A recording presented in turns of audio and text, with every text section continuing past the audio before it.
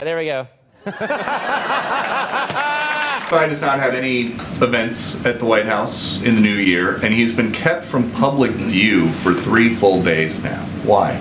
The president had a 3-day swing, went to 4 states in the new year. We did a 3-day swing, but for the last 3 days, Tuesday, Wednesday, Thursday, none of his constituents have seen him doing anything. Who decided that the American people are best served by seeing less of the president? Wow. I would disagree. I wouldn't say they saw less of the president. He was out there, again, a couple of states in 3. Those are great names. I think that's important to note as well, and give the American people the full information here. And yesterday we noted this. He met with Paul Whelan's sister, Elizabeth Whelan. And this is a commitment when it comes to American hostages, bringing them home. The president has been committed to doing that. Really? An item in Axios that President Biden was advised by the White House counsel to stop giving big dollar donors tours of the Oval Office. While he has been out of view of the public for the last 3 days, has he given any wealthy campaign donors tours of the Oval Office? So just speaking to that particular point, those stories that were out there, so as many of your outlets have covered, it is typical for all presidents, regardless of party, to host supporters at the White House complex, which is both, as you know, his working office as well as his personal residence as well. And President Biden and his team take all of this very seriously. We take rules concerning the White House and re-election seriously, and we're proud of that. We're proud of taking those rules very seriously. I just don't have anything else to add. Follow up on some of the questions yesterday about Hunter Biden. You've said he's a private citizen, which is true, but the president is a public citizen. And what's happening on Capitol Hill is public, it's political. So can you clarify why you aren't able to speak more about the president's role in his son's defense? Emily, I really don't have anything else to add. He's a private citizen. He's not a member of the White House. He doesn't work here. I just don't have anything else to share. I would have to refer you to Hunter's representative. I don't have anything else to add to that.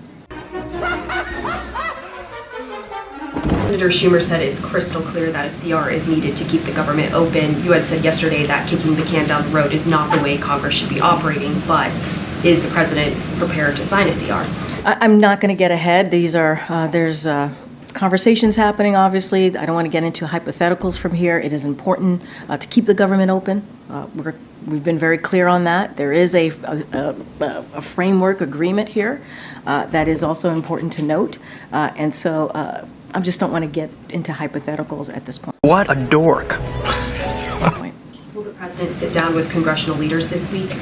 Well, don't have any schedule to preview. As you know, the president spoke to Speaker Johnson yesterday on the phone, because he thought it was important to have that conversation right away, and so they had that conversation. I just don't have anything to share on a preview, any meetings as it relates to the budget. Question on immigration. We understand that Secretary Marcus is willing to testify before the committee, trying to impeach him. Are you worried about him having to testify alongside other possible witnesses like families of fentanyl overdose victims? We understand there's a committee hearing planned for Jan 18th, and there are fentanyl victims' families who are likely to testify there. So look, that is for Secretary Marcus' decision for him to decide how he's going to be moving forward. We've been really clear. I mean, what we've said from here is we just don't know as it relates to these impeachment proceedings on different members, multiple cabinet members at this point, and obviously the president. We've been really clear. Like they are pushing and continuing to do these baseless. Kind of baseless accusation. It's almost as if we have to ask the question: who else would they not impeach? Who wouldn't they impeach? Right? In this case, and so look, House Republicans are playing political games. They're playing political stunts. There are baseless allegations here.